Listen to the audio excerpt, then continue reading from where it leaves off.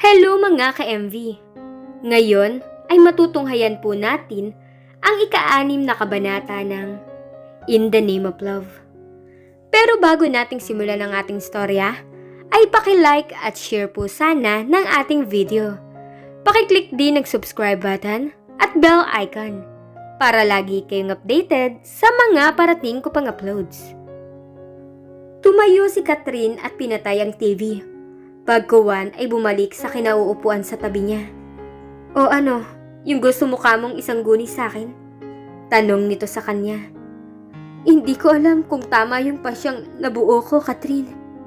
Tell me, baka sakaling makatulong ako sa'yo sa pagde-decide kung itutuloy mo o hindi. Tungkol kay Daniel, hindi ba? Tumango siya. Okay, tell me. Kasi naipangako ko sa kanyang gagawin ko ang lahat para hindi siya makulong. Sinabi mo na sa akin yan. At wala akong makitang paraan na maaari mong gawin para makawala pa si Daniel. Mayroon, Catherine. 2 gabi ko nang pinag-iisipan to. Napatitig sa kanya si Catherine. Nasa mga mata ang hindi maisatinig na tanong. Gusto kong alokin si Enrique ng kasal. What? You heard it right, Catherine. Yayayain kong pakasal sa akin si Tristan.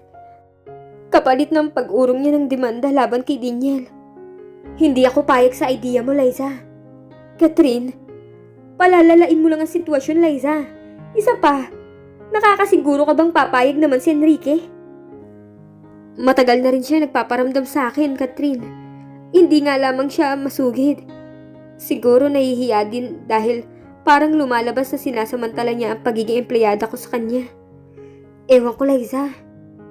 Ang gusto kong marinig sa'yo, Catherine, kung bakit hindi ka payag sa idea ko. Simple. Hindi mo mahal ang lalaking yun. Ibig sabihin, magpapakamartir ka sa piling niya. Hindi siya kumibo. Pangalawa, hindi papayag si Daniel. Itinaya niya ang kanyang buhay para sa'yo. Tapos bigla ka magpapakasal sa iba. Aba naman, Liza, mag-isip ka muna. Pero Catherine, ang kapalit nun, ang kanyang kalayaan, ang katuparan ng kanyang mga pangarap para sa kanyang ina at mga kapatid na alam kong napakahalaga sa kanya. At ang kamatayan ng iyong pag-ibig? Catherine, palagay mo, magkakaroon pa kaya ng sigla si Daniel kung makakalaya nga siya pero mawawala ka naman sa kanya? Matutupad naman niya mga pangarap niya. Ipinain ni Daniel ang buhay niya para sa'yo. That means, mas mahalaga ka sa kanya kaysa sa mga pangarap niya. Ibig sabihin pa rin, kung mawawala ka sa kanya, masisira na ang buhay niya. Hindi siya nakakibo. Masarap sanang papaniwalain ng sarili na ganoon nga ang mangyayari kay Daniel kung mawawala siya dito. Ngunit hindi ganoon ang nakikita niya sa pag-uusap nila ng kasintahan. Mas mahalaga dito ang mga pangarap para sa ina at mga kapatid kaysa sa kanilang relasyon, kaysa sa kanya. Mabuti pa, Catherine, mahiga na muna tayo. Gusto ko nang pumasok bukas. At nailibing na din naman si James. Nagtatakang napatingin sa kanya si Catherine. Itutuloy mo ba ang balak mo? Hindi ko pa alam, Catherine. Titimbangin ko muna ang lahat-lahat bago ako magpasya. Ayoko magkamali sa pagkakataong to. May itatanong ako sa iyo, Liza. Tumingin siya sa kaibigan ngunit hindi nagsalita. Mahal mo pa ba si Daniel? I mean, mahal mo pa ba siya? Anong klaseng tanong yan, Catherine? Ikaw ang pinakamalapit kong kaibigan. Ikaw ang nakakaalam ng real score between me and Daniel. Hindi mo sinagot ang tanong ko. Okay, ito ang sagot ko. Mahal ko si Daniel. More than you know. Kung ganon, pakinggan mo ang dikta ng puso mo. Huwag ang sinasabi ng isip mo. Napatingin siya sa kaibigan. Maganda ang sinabi nito. Magagamit niya yon sa kanyang pagpapasya. Hinawakan niya ito sa braso. Hayaan mo. Ganyan ang gagawin ko. Tumayo na siya. Sumunod si Catherine at sabay na silang nagtungo sa kani-kanilang kwarto. Pakiramdam niya'y isa siyang estranghero sa kumpanya nang pumasok siya makaraan ng 1 linggo. Nakatingin ang lahat sa kanya nang pumasok siya sa opisina, ngunit wala ni isa man lang ang nagsalita upang bumati sa kanya. Iniwasan niya ang mga mata ng mga naroroon. Nakababa ang tingin niya habang tinatawid ang maluwang na opisina patungo sa private office ni Enrique kung saan naroon ang kanyang mesa. Galit ba sa kanya ang mga kaopisina dahil napatay ng kanyang kasintahan ang kapatid ng kanilang boss? O nakikisimpat siya sa kanya dahil tinangka siyang halayin ng kapatid ng boss? Ano't ano man ang dahilan, ang pagkakatikom ng mga bibig ng mga kasamahan sa trabaho ay ayaw muna niyang problemahin. Saka na lang ang tungkol doon. Wala naman siyang kasalanan sa pagkamatay ni James. Kung tutusin nga'y siya pa ang nalagay sa kahiyan dahil sa mga pangyayari. Wala pa si Enrique. Maaga pa naman kasi. Nabalitaan niyang hindi kumuha ng reliever niya si Enrique noong hindi pa siya pumapasok. Kinaya na lang marahil ang trabaho. Nagsimula siya sa mga dating ginagawa kapag gayong dumarating siya na wala pa si Enrique. Nagpunas siya ng kanyang mesa at sinunod ang sa lalaki. Nalinis na yun ng janitor, pero gusto niyang malinis na malinis yun sa alikabok bago dumating si Enrique. Inayos niya ang mga meal sa mesa ng lalaki at inuna niya sa salansan ang higit nangangailangan ng atensyon ni Enrique. Saka lang niya inayos uli ang sarili nang matapos nang gawin ang mga aasikasuhin niya pag ganoong oras. Gusto sana niyang may pagkaabalahan, ngunit wala naman siyang makitang dapat na gawin. 2 linggo siyang wala, kaya hindi niya alam kung paano sisimulan ang araw na ito. Ramdam niya'y bago lang siyang mag-uumpisa sa trabaho.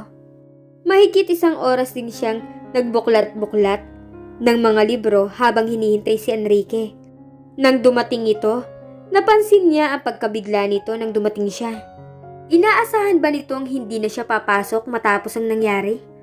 Saglit lang ang pagkabiglang yun. Dumiretso lang to sa sarili nitong mesa nang hindi man lang siya binati na dati nitong ginagawa.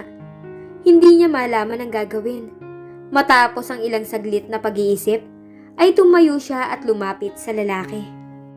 Ipagtitimpla ba kita ng kape? Nakita niya ang pagkatigalgal ng lalaki. Inaasahan marahil nito na hindi na siya magiging ganoon ka-thoughtful matapos siyang tangkaing pagsamantalahan ng kapatid nito. It's alright, nagkape na ako sa bahay. Bahagya siyang tumango, ngunit hindi umalis sa harap ng mesa ng lalaki. Napatingala sa kanya ito. Anything more? Tanong nito. May gusto sana akong sabihin sa iyo, Enrique. Yes? Lumunok siya. Hindi niya alam kung paano sisimulan ang balak sabihin. Why don't you take a seat para hindi ka mangawit sa pagtayo dyan? Thank you. Sagot niya sabay upo sa silya sa harap ng mesa nito. Now, tell me about it. Tungkol kay Daniel, Enrique. Umasim ang mukha ng lalaki. What about him? Gusto ko sanang makalaya siya sa lalong madaling panahon, Enrique. Gusto kong iurong mong demanda laban sa kanya. You really think na gagawin ko yan, Liza? Think again. Mayroon akong proposal para gawin mo yun, Enrique. Let me hear it. Napapikit siya. Heto na ang sandali. The moment of the truth finally. Sabi ni Catherine ay sundin niya ang tibok ng kanyang puso. Sundin niya ang utos nito. Exactly, ito ang gagawin niya. Mahal niya si Daniel. Mahal na mahal. At dahil sa pagmamahal na yun, ay handa siyang magtiis.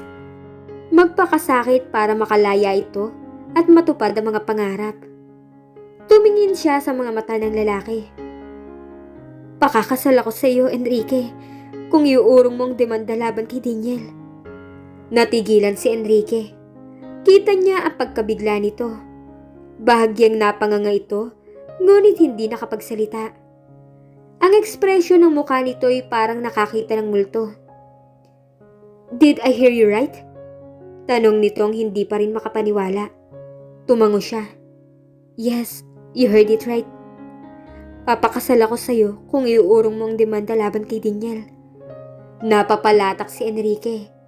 Napatitig ito sa kanya na parang hinahanapan ng katapatan ng kanyang sinabi. Mahal mo ba talaga ang lalaking yun? Hindi siya kumibo. Nagbabalang siya ng tingin. Naiinggit ako sa lalaking yun. Naiinggit ako sa kanya. Gusto kong malaman ang sagot mo, Enrique. Pakakasal ka sa akin, then what? Magiging asawa mo ako at gagampanan ko ang tungkulin ng isang mabuting may bahay. Ang problema nito, lalabas na sinasamantala ko ang pagkakataon at hindi ako ganun. Matagal mo nang alam na may gusto ko sa'yo, pero kailanman hindi ko ginamit ang pagiging boss ko para sa'yo, para makasingit ako sa inyo. Ikaw ang nakakaalam kung paano ko inirerespeto ang relasyon mo sa lalaking yun. Ako ang lumapit sa'yo, Enrique. Ano man ang sabihin ng iba, ikaw at ako ang nakakaalam ng totoo. Gusto kong mag-isip muna, Liza. Enrique, hindi na maibabalik pa ang buhay ni James kahit na mabitay pa si Daniel. Alam ba ni Daniel ang tungkol dito? Hindi siya nakasagot. Answer me. Umiling siya. Bakit hindi mo ipinaalam sa kanya? Dapat pa ba? Hindi siya papayag, hindi ba?